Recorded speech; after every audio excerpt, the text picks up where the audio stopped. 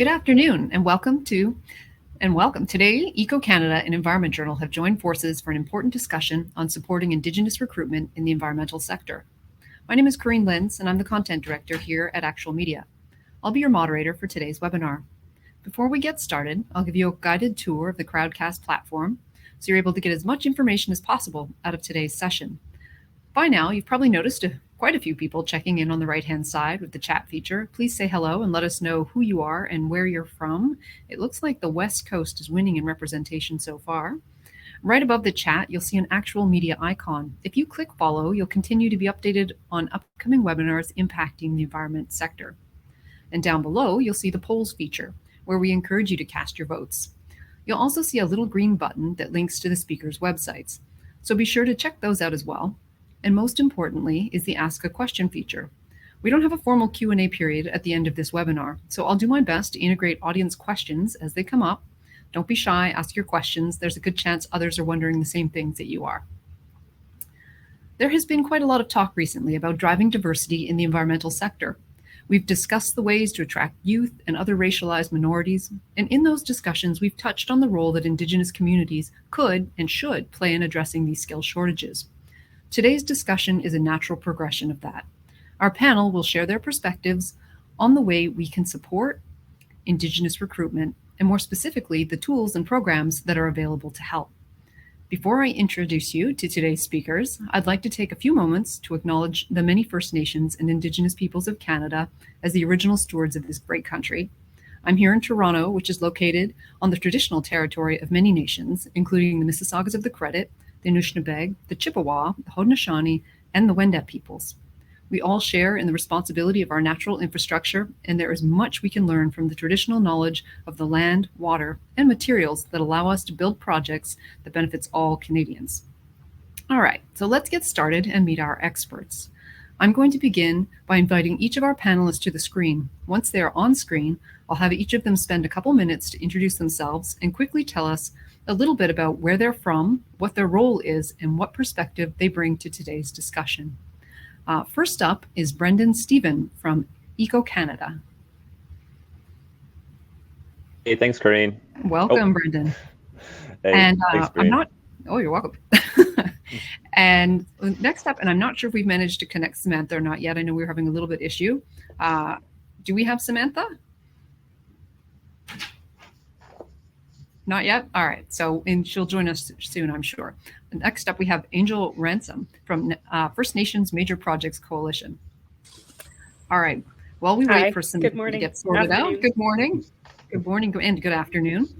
Brendan, why don't you go ahead and introduce yourself first, and then Angel will go to you right after that. Sure. Nice to meet everybody. I'm Brendan. I work with Eco-Canada. I'm the business development rep, so I get the opportunity to talk to a lot of different employers and a lot of different nations as well about what their needs are in the hiring field and the education field as well. So that's what kind of perspective I'll hopefully be bringing to this kind of conversation too. Fantastic. All right, go ahead, Angel. Thank you, Corinne. Good afternoon, everyone. I'm coming to you today from St. John's, Newfoundland, but I live in northern British Columbia. I'm out here working on a project, but my background is in Indigenous First Nations land use planning. I have a degree from the University of Northern BC, in which it's a very unique program of its kind, and so I do a lot of natural resource type management, comprehensive community type planning. I do a lot of capacity development in this area of training and recruitment. And I am the director of operations with the First Nations Major Projects Coalition and the impact assessment lead. So I do a lot of major project impact assessment type of work. So I'll leave it at that for now. Thank you.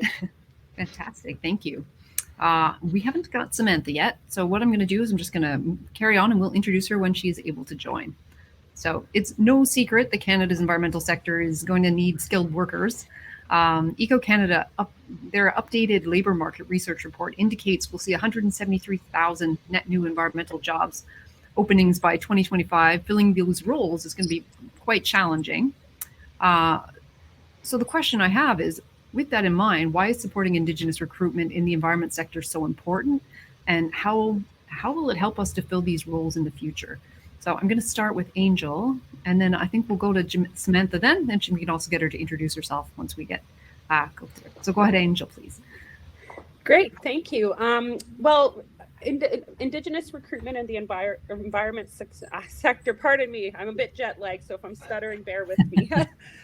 It's extremely important that Indigenous people are involved in anything that's happening in their respective territories. That to me comes across as common sense, but that isn't always the case. And I'm finding it's no surprise that this is a challenging sector to recruit people to. I mean, I've got a ton of work in what I do, and I wish I had at least 40 more people that did what I do on my day-to-day operations. However, I work across this great nation, and it has been really challenging trying to find trained and knowledgeable people in this sector. And I think there's a number of challenges as to why that is.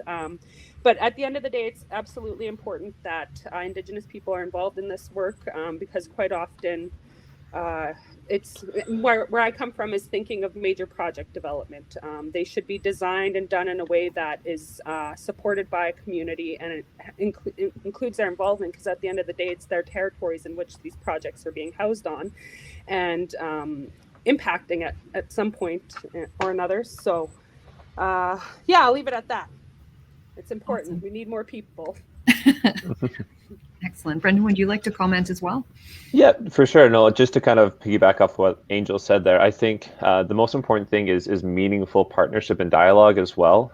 I know like a lot of companies now have quotas that they need to hit for like recruitment and cultural diversity as well. But I think the more important step on that is actually having meaningful partnership with those different communities that they'll be working in those territories. And not just a hiring quota they're looking for. And I think that's really important for different communities, speaking from what I've heard from different communities as well. And I'm sure Angel and Samantha can kind of talk about this a bit more as well. But having that real meaningful connection, and that takes a lot longer of a process. It's not just a quick thing to happen, especially for major projects. That'll happen over a longer period of time for sure. Excellent. And it strikes me that, I mean, Indigenous peoples and various communities is such a good fit for any environmental work with the connection to the land. Does it seem, are there benefits in terms of, from that perspective as well, specific to the environmental sector?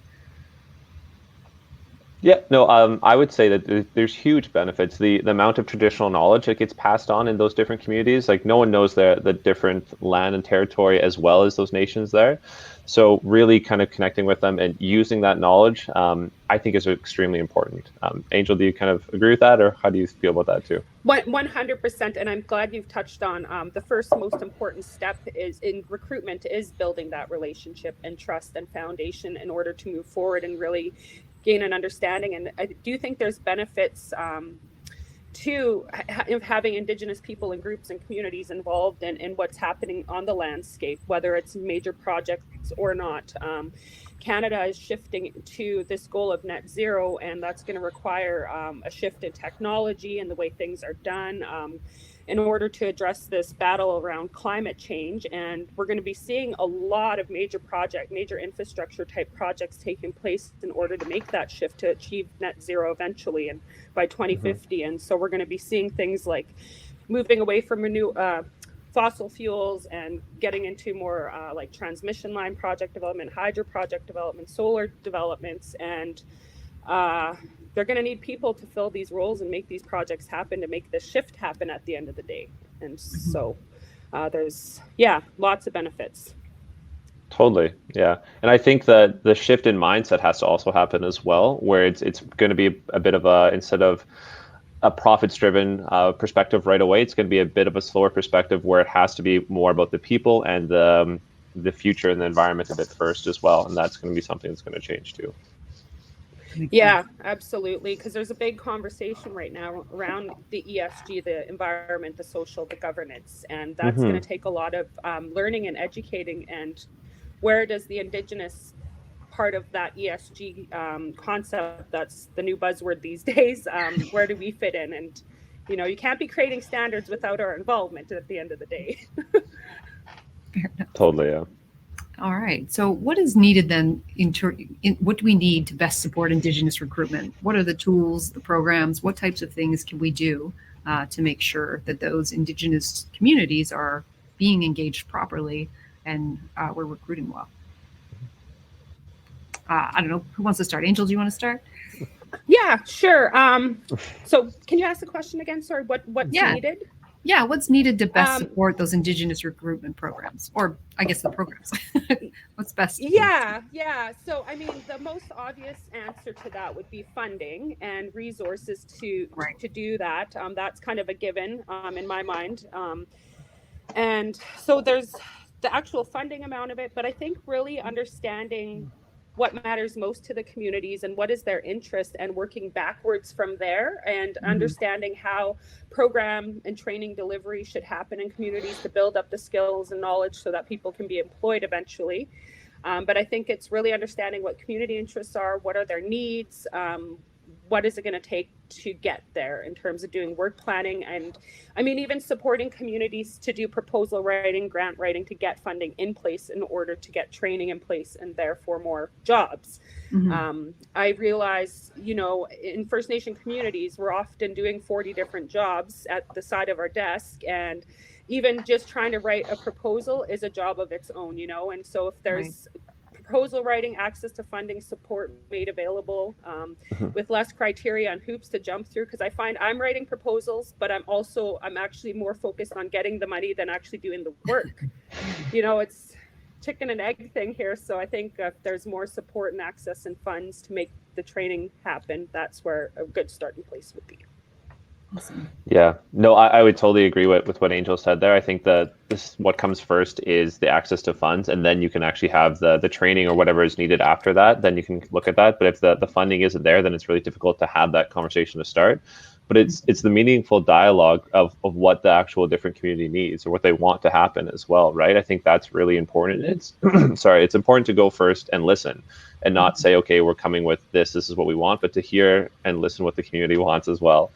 In terms of like grant writing, proposal writing, like there's a lot of stuff that ECO offers as well in terms of like webinars and helping out with that. We do proposal writing workshops where we do in-kind seats for free for different communities too. And I think that's really important too, because the first step is getting that funding and that money, and then deciding how to use it as well and where you want to kind of put that forward to. And I know we're going to touch on the BEAR program as well in a little bit here, but that's a big thing in terms of building capacity in remote communities, because that's really hard as well, as to build capacity in those areas that might not have access to good internet, or might not be able to come to different big hubs and centers as well. So right, that's actually something that Samantha was mentioning when Angel and I spoke with her on Friday.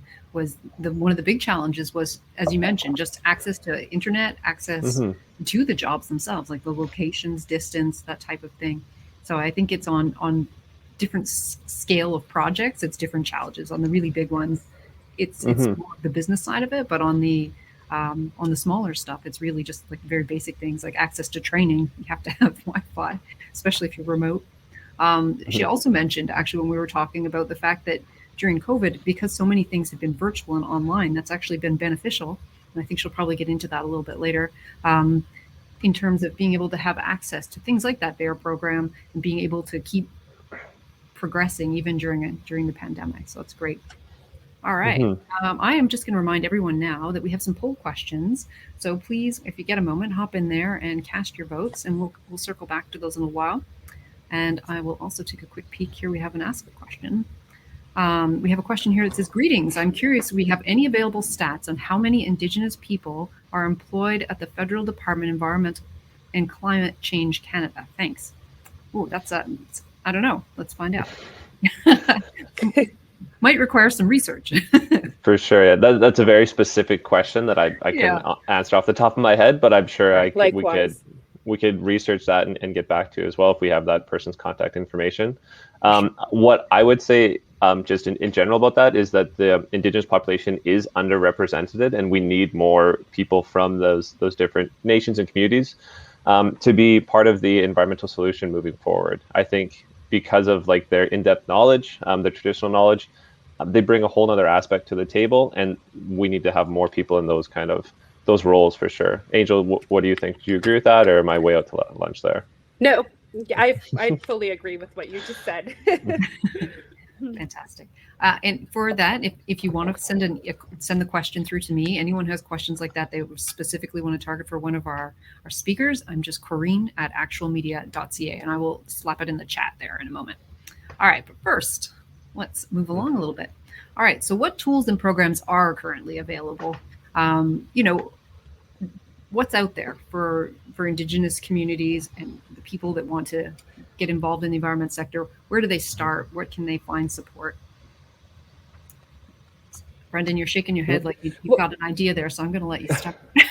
I'll let Angel start. I think she was about to say something there. Okay. No worries. Yeah, sure. I know there's a variety of like university college-based programs all across this country. There's programs like the BEAR, which we'll get into here a little bit later. But I know one thing I'm finding, so I work with the group called the First Nations Major Project Coalition, and what my role is to do is build capacity in communities so they're prepared in advance of any major projects. But also there's the need for land use planning, policy development, management planning, resource management planning.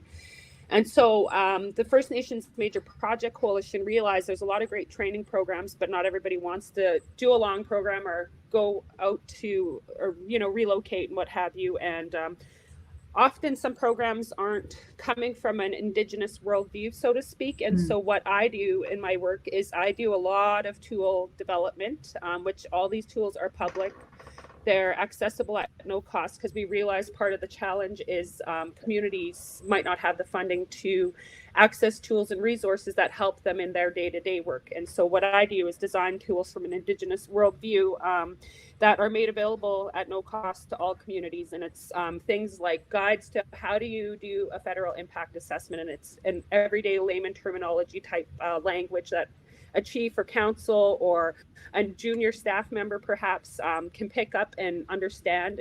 And so we've got like videos, if a major project's coming to your community, these are things you might want to consider getting ready. And we've provided tools like checklists, what might you consider when you're doing an Indigenous knowledge study and things like that. So we create tools from an Indigenous worldview that are accessible to First Nations, but they're also useful in educating government and proponents and I guess outsiders, I'll put it gently, just on some of the expectations on how communities like to do environmental stewardship. And these are guiding tools on how to do a better job.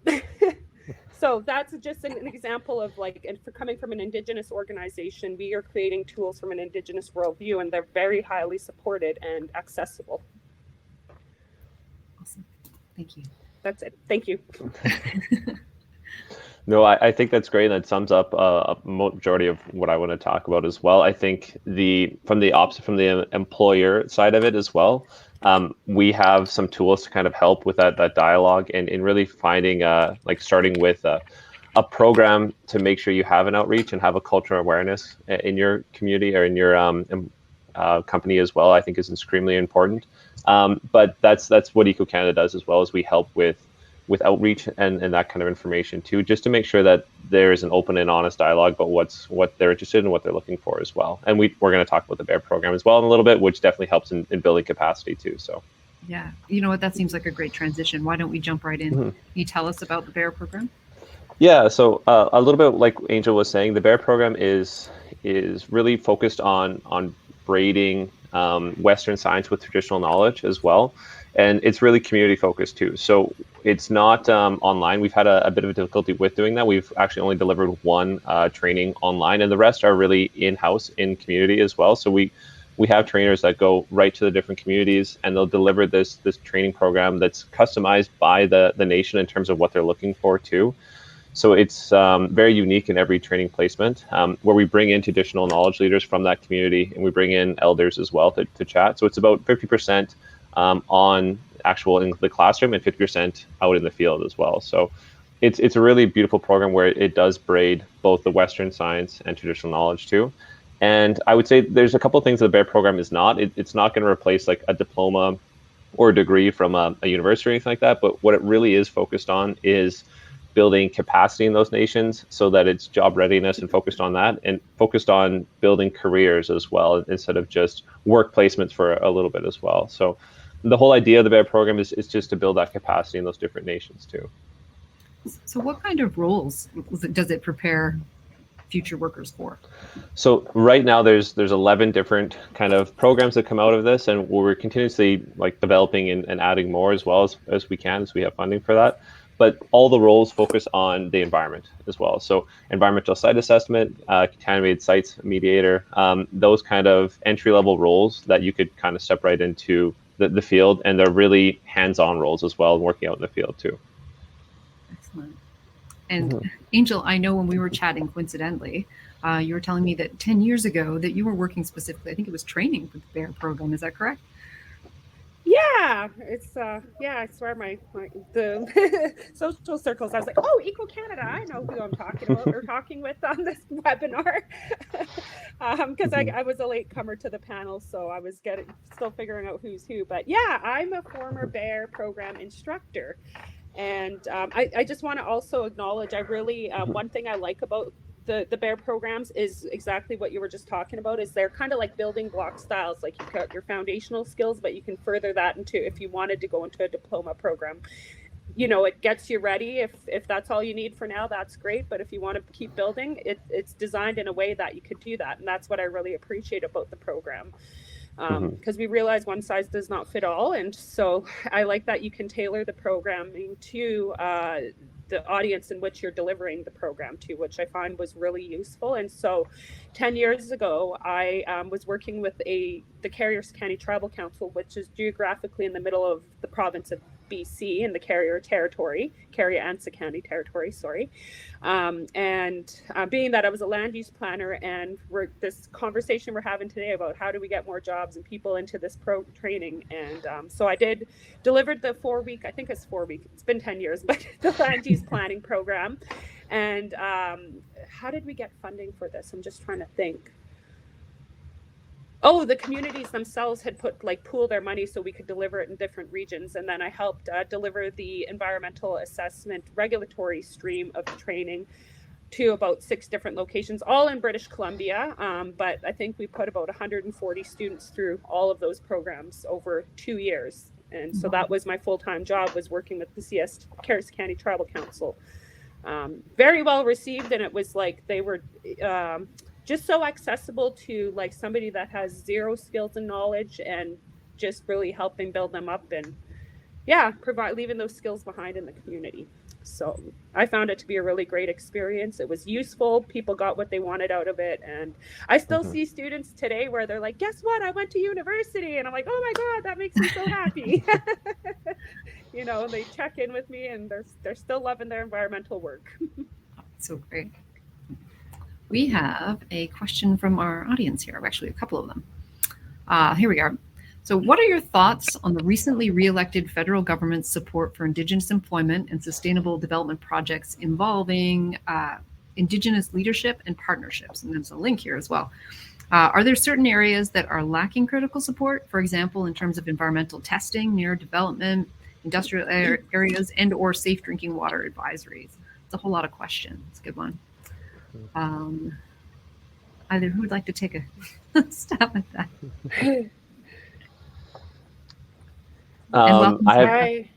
We can definitely.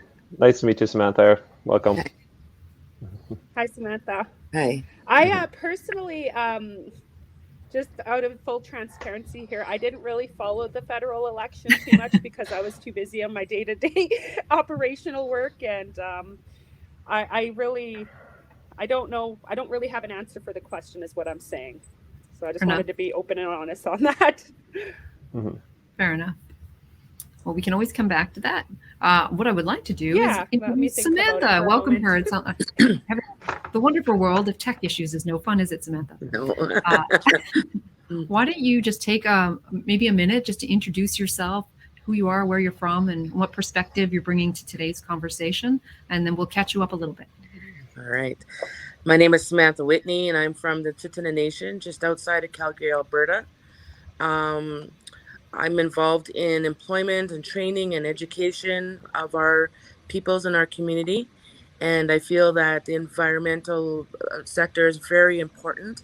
And I've also been a contributor and helped with the BEAR program that we ran last year. It was very successful.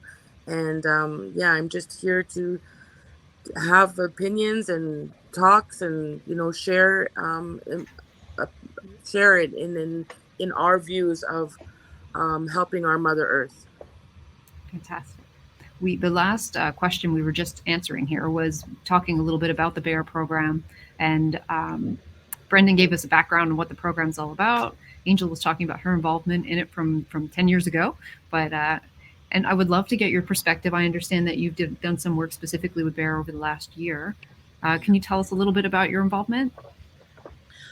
Well, we had 8 students, aging from the age of 18 to 30, and it was really important to have them find the awareness and the truths about the environment that they never knew they never knew before. And it was very important for them to see that they had an interest in this area, and some of them have already followed through and had work in with our LERD department, lands, environment, and resources development.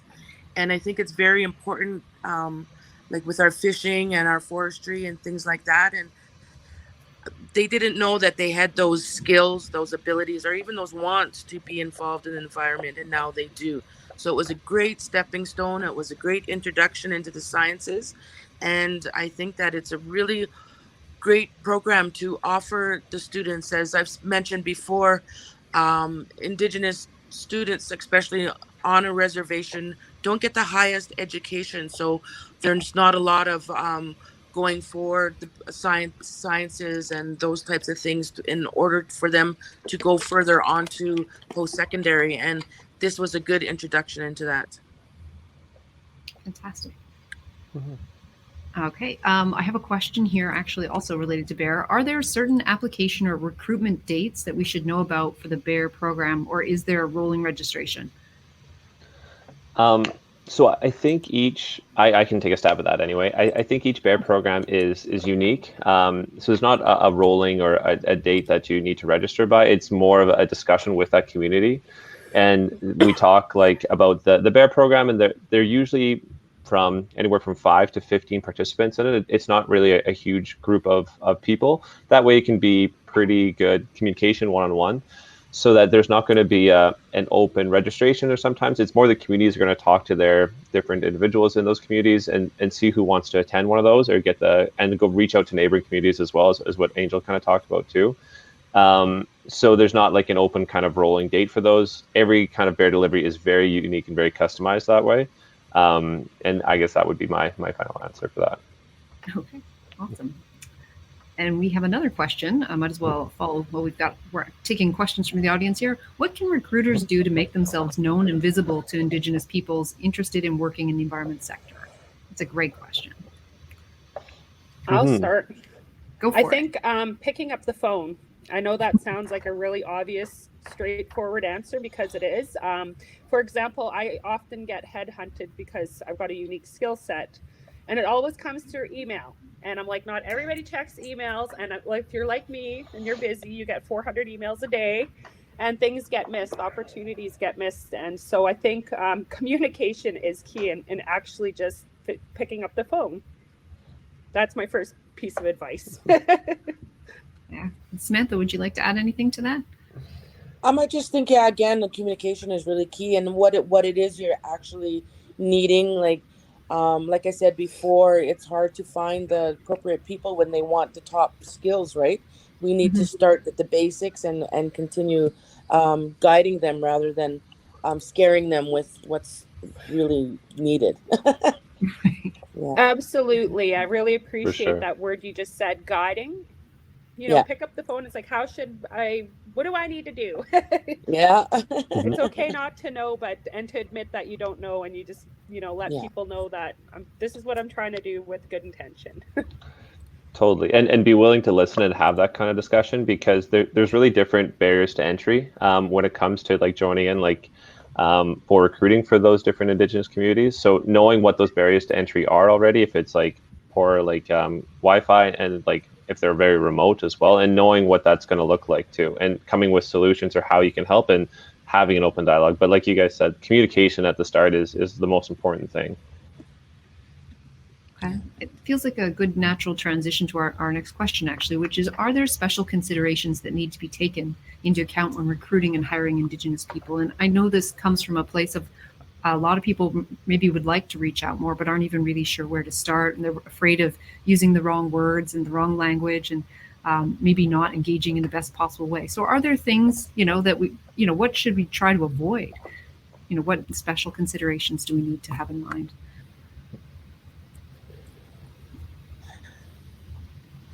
Well, I could answer that. I think that as normal, being First Nations, being a lot in the remote areas, again, the Wi-Fi, the technology is not up to par as to other towns and cities. Transportation is always an issue, and then again, the awareness, like.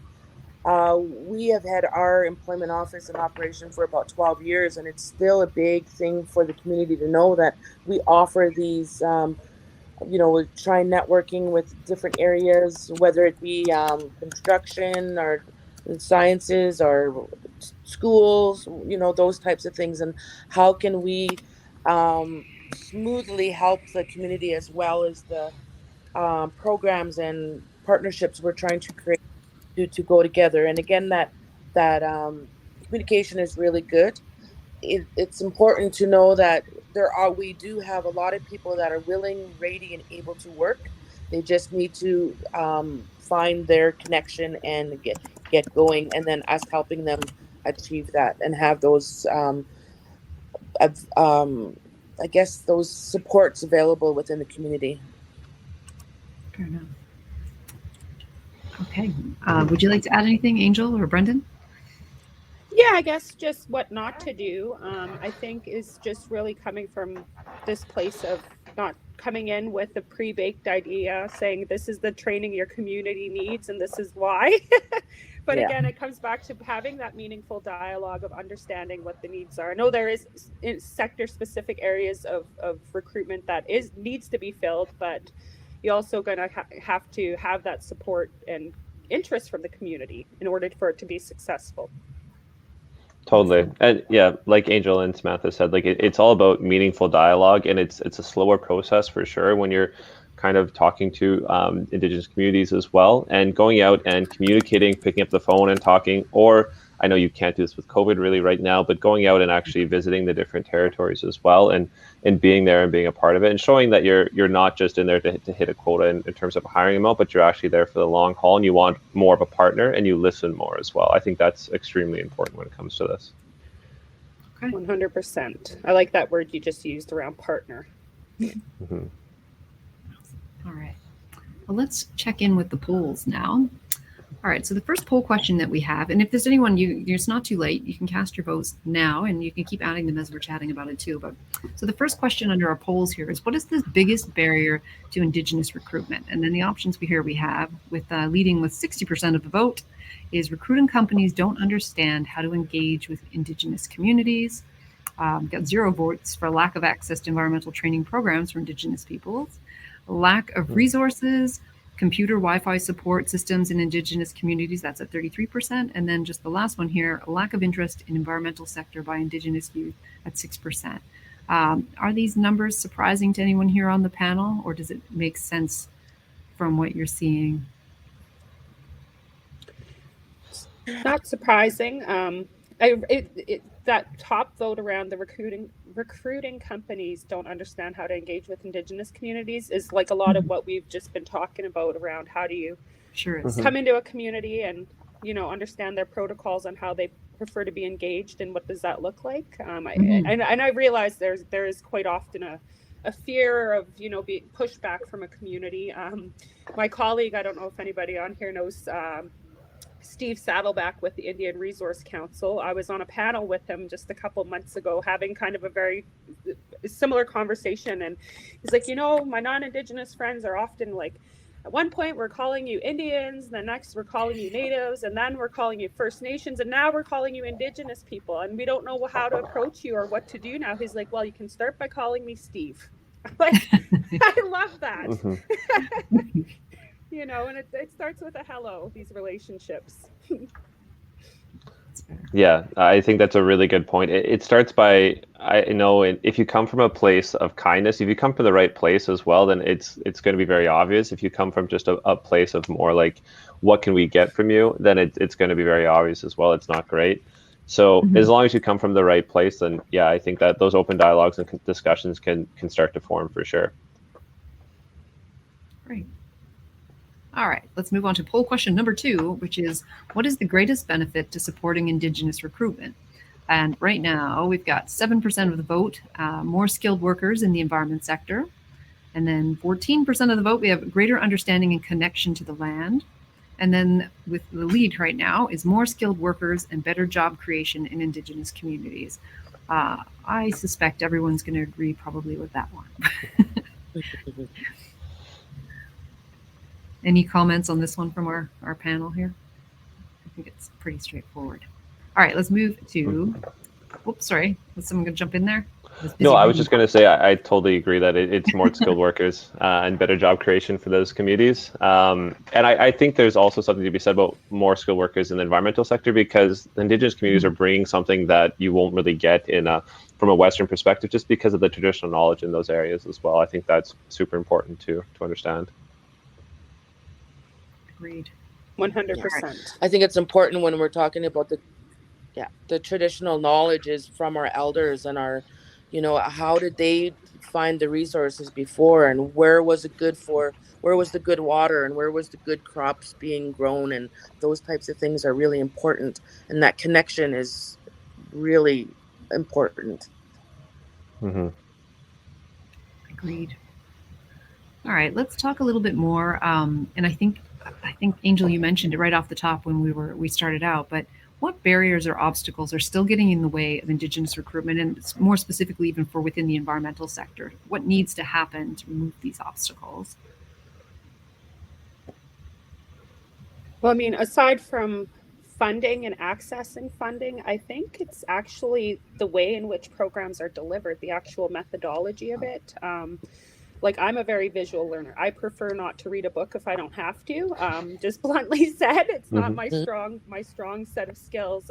And just making it accessible to communities. Like, I mean, you want to keep a certain level of standard in the program delivery, of course, so that the students are getting, or everyone's getting what they need out of it. But I think, like, what am I trying to think of?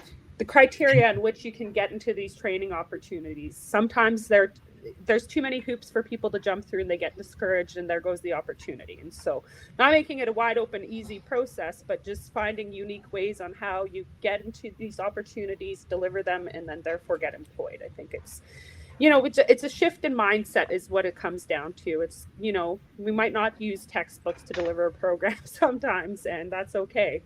There's other ways of learning is what I'm saying. Perfect. And being open to that. I remember teaching the environmental monitoring program, and an elder that was in the course was like, we don't need to do this. I'm going to go and teach you out on the land. So we took a field trip out on the land. I'm like, hey, we're just not reading this chapter today. That's okay. Perfect. So then basically having multiple different ways of accessing the training is kind of ideal then. Yeah. Mm-hmm. Mm-hmm. And I think really it's important to get it into the schools as well, to get their interest in it. Like in our schools, I don't see a lot of different sectors being given awareness to, and I think that's important as well. Yeah. I think, you're absolutely right. I was just having a very similar conversation to this as well with our organization. We just did a strategic planning session a couple of weeks ago, and we were talking about how can we get into elementary schools and start inspiring that interest into this field of work, so that when they're in high school, they can kind of I want to be a marine biologist. Okay, well, you can do this, or a forester.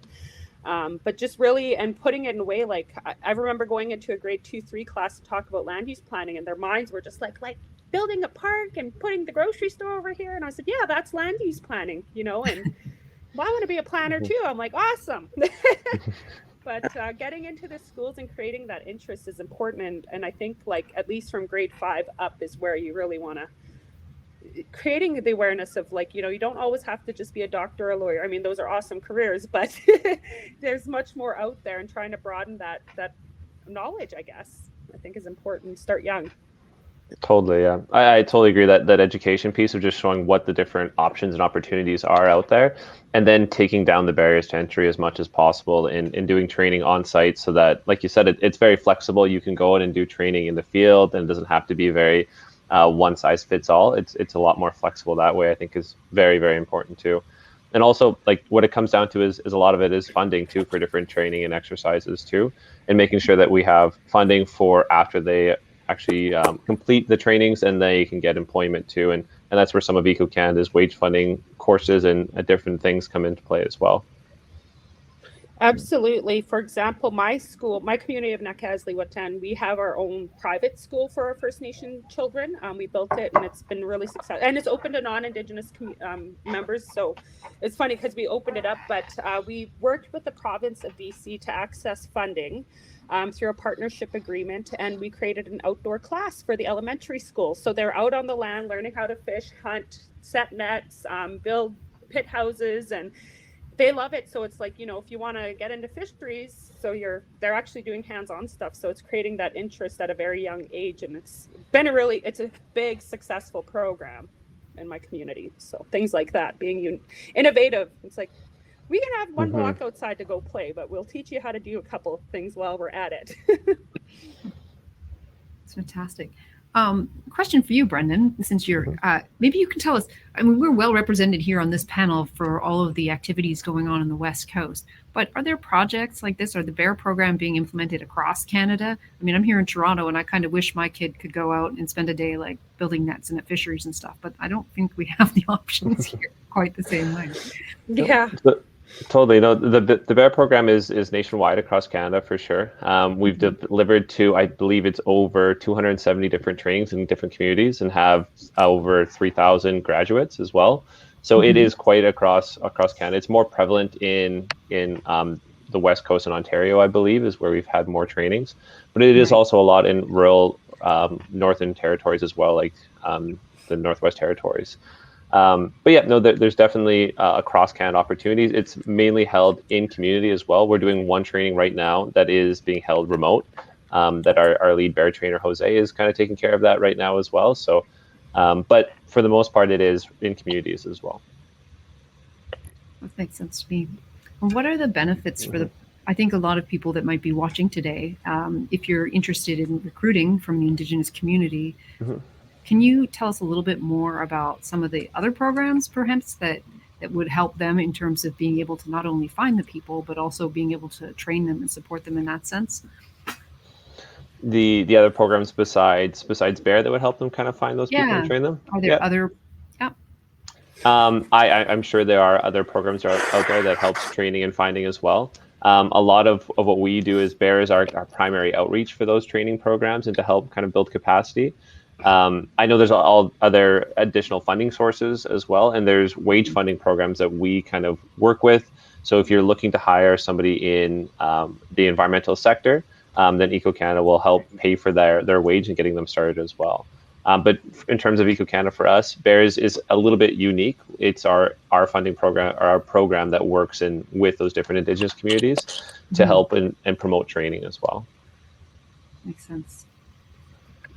Are there any other obstacles? I mean, we've talked in terms about the access to Wi-Fi, and a little bit about like just the right language we use for communities as well.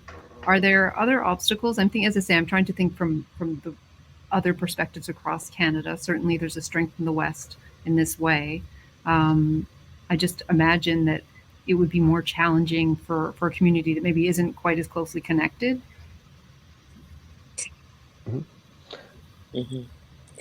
I often feel like there's always barriers to, trying to guide the community into helping in their career. Again, we have, there's, of course, education, technology, transportation, childcare. Like you could go on and on with the barriers. So we, as a community, are always trying to encourage and promote and help in any way to get them going. And that, that's, and it's funny, like what Angel was saying earlier about, you know, our community is right across from Calgary. And I'm always faced with that because I've been in employment, and even our own leadership says, why isn't everybody in college and university and working? That it's so accessible right there. But you also got to think that there's the other way. And, I'm not going to play the race card or anything, but I feel like as a First Nation person, we are still 50 years behind mainstream, because there's also got to think of things of the relationship with money. We've never had a relationship with money. It wasn't a large goal for our people to become doctors and lawyers and all those big things. We wanted to become life givers and caregivers, and so oftentimes our people are in the field of social work and health. So it's very important to keep promoting and keep reassuring our people that there's a bigger world out there, and we need to push our youth to access it and be confident and be aware, and not fear. Right, there's always fear, and we have to face that fear and really push. So I always juggle. I have about a half that are able, willing, and ready, that want to go and do different things, and then I have half that are really fearful and shy and need that that guidance and that love, that support. So. I firmly agree with everything you just said, Samantha, that we do have to be mindful that there's other challenges within the community itself that needs other work outside of just recruitment and employment and training. There's healing that needs to happen, and the love, like you just mentioned, got to take care of our people and get us ready sometimes before we can access the opportunities.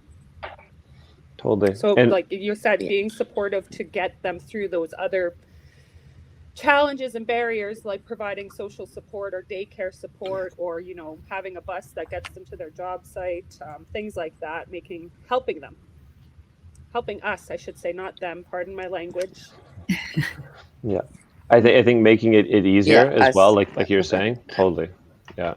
From the employer perspective, I think the barriers to entry is just really like we talked about this whole webinar as well, is making that really meaningful dialogue and meaningful connection, and coming from a place of kind of kindness and where you actually want to have a conversation and you want to see what you can do to work together as a partner. I think that's a really important thing, and that's what if a lot of companies came with that perspective, then you don't have to worry, am I saying the right thing all the time? If you're coming with the right perspective, then communities will understand that you actually want to partner with them and work with them, and not just be there for, I don't know, a couple of years and then take off as well. And I think that's a really important perspective to have. I agree. It's interesting. I hosted a webinar on diversity related to the infrastructure industry last month. And in that conversation, we were also talking about attracting various racialized minorities to the infrastructure sector. And one of the comments that came up there that I thought was really interesting, and I'm curious to know if applies here as well, is there was a comment around the language used in job postings and outreach, and also the people who are recruiting themselves. So does it make a difference, or have you seen in your own experience that when the way a job is posted or communicated, the language that's used, does that impact the feedback that you get? Like, will more people apply for something if the language comes from a more traditional style? Or same thing if you have someone, it's that someone who looks like me is looking for people as well. So if someone who's like an Indigenous person is reaching out and asking for others to join, does that make a difference? Like, do you feel that that's something you've noticed in your own recruitment and within the Indigenous recruitment projects? I absolutely think language makes a difference in how it's presented. For example, we were trying to hire a consultation referrals officer, and the job description was 3 pages long with it was like, to me, it was an entry-level position that was asking, that looked like somebody that should have a PhD. And I'm like, nobody's going to apply to this. I don't even want to apply to this job description. It was intimidating and overwhelming. And I'm like, this is way too technical. Like, nobody's going to, and sure enough, nobody applied to the job. So I'm like, let me rewrite this job posting. And I used everyday language, like, knowing how to write a paper instead of saying research. And, Right. I had to tone it down. Yeah, that makes a lot of sense. Yeah. That's what I was saying earlier about being scary. You don't want to scare them away with, with words. Like, you need to entice them and get their interest. Yeah. Fantastic. For sure. Yeah. I would say it doesn't, you don't necessarily have to have someone that is in that kind of that community, I guess, to reach out directly, but you have to be able to have that open dialogue. And if you're going to be looking for people of a certain nationality, then I think really like being open of not just looking for someone because they're the nationality, but because they're qualified, and reaching out to them on that level as well. I think that's really important too, right? Yeah, 100%. Awesome. All right. Gone are the days of tokenism. Yeah, exactly. No, it was interesting in the study that we were talking about on that session. They were talking, even it was women and men, and the way they would apply for things. And if the terms collaboration were used, more women would apply. And if it was all analysis and statistics, they would get more men. And then also that also broke down into further other, so it was very specific to language. So I was curious to see if maybe that was something that would be a useful tool in recruiting for the Indigenous community as well, as in terms of the language used, which is great. All right. Well, we've got getting towards the end of our time here. What I'd love to do is give everyone a chance now to think about it for just a second. But what is the best piece of advice that you think you can leave our attendees with today in terms of Indigenous recruitment? If they're, if they've listened to this webinar and they've been thinking a little bit about how they can better engage with those Indigenous communities to recruit, what is the best advice that you can give them? And I'll just give you each of you a minute or two to respond to that question for our wrap up today. Anyone ready to tackle? I can try for sure to go first. My best piece of advice would be to make sure that you're making a meaningful connection and you're trying to be a partner and you're listening.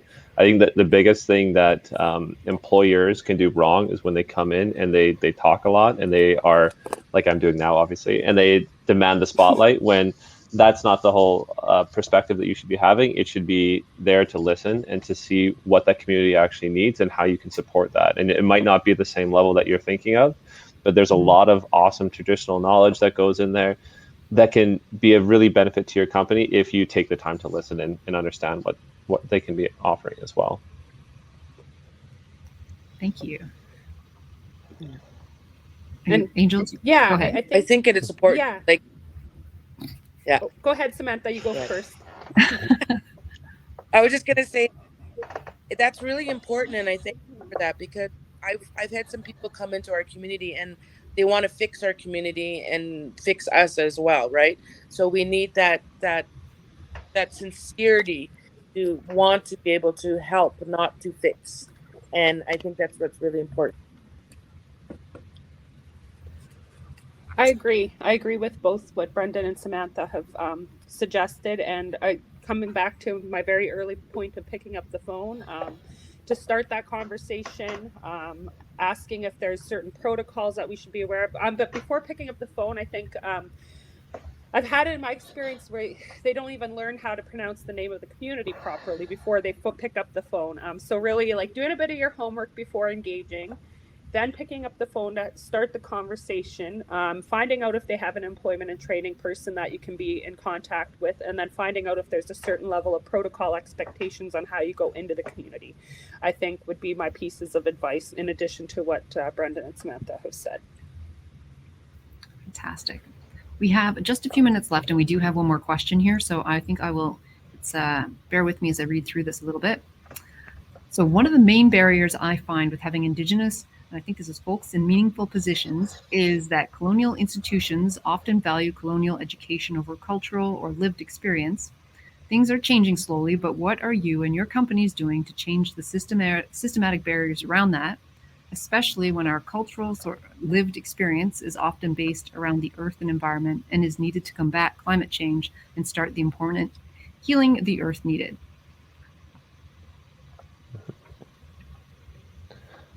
With this question, I can take a stab at it too at the start. I think that's kind of the core tendency or the core principle of the BEAR training, is that it's a training that's really focused on bringing in that traditional knowledge and those elders as well. So it's not just focused on Western science and like institutionalized. And I totally agree that that is a problem that companies do tend to overvalue, like a degree or a diploma, where they undervalue traditional and cultural knowledge as well. But that is what the BEAR program tries to focus a bit more on and tries to help and promote, is that traditional cultural knowledge and showing the value of it. I think that is super or extremely important too. Great. Thank you, Brendan. Any other comments to add? We're good. Awesome. Not at this time. Okay. Thank you, everyone. And thank you, Samantha, for bearing with us as we were getting all the technical stuff sorted out today. This has been a great discussion. So a big thank you to all three of you, but also to our audience. Your participation through the chat feature and poll questions really drives a level of intimacy that these events just wouldn't have otherwise. For those of you that are interested in continuing your learning around Indigenous communities, EcoCanada is hosting another webinar on September 30th entitled Looking Back, Moving Forward, Taking Action Towards Reconciliation. At the intersection of Canada's history and future, this webinar will examine the lasting impact of residential schools and misguided, inequitable legislations while emphasizing the importance of moving forward towards reconciliation. For more information on this webinar, follow the link in the chat. I believe that's just been pasted in there. So thank you again for joining us today. Stay safe, and we'll see you next